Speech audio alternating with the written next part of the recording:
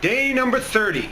This is the crowdsourced funding on Indiegogo of the Wild Orchid Project. So what came first, the chicken or the egg? Sustainable or the forestry? Website traffic or the revenue? Well, I can only answer one of those for sure, and that's with the website. Before anything can be sustainable, there has to be a revenue to sustain. Before there can be a revenue to sustain, there has to be traffic to the website.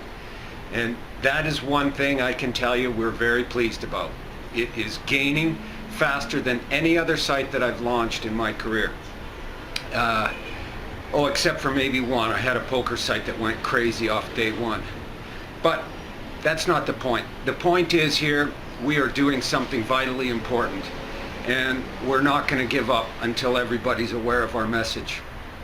What's important too, I think, I wanted to share this, but we bring a different perspective to a problem. And a lot of people are looking at it through the lens of academia and the existing structures that were in place to deal with the environmental issues.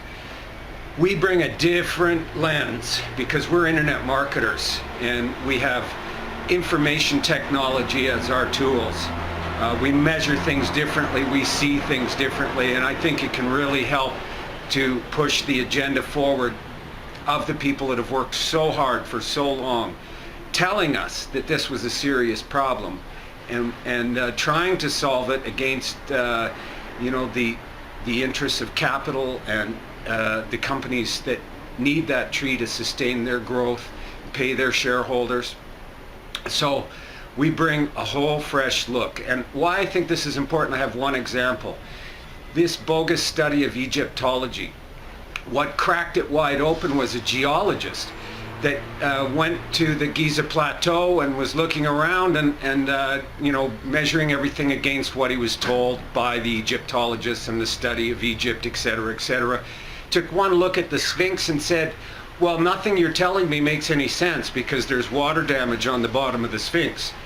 And there hasn't been water in that part of the world in 5,000 years. So how could the Sphinx be 5,000 years old? It's much more old than what people say. So all it took was someone who would look at the situation from a different perspective, and all of a sudden, solutions started to happen and answers started to come.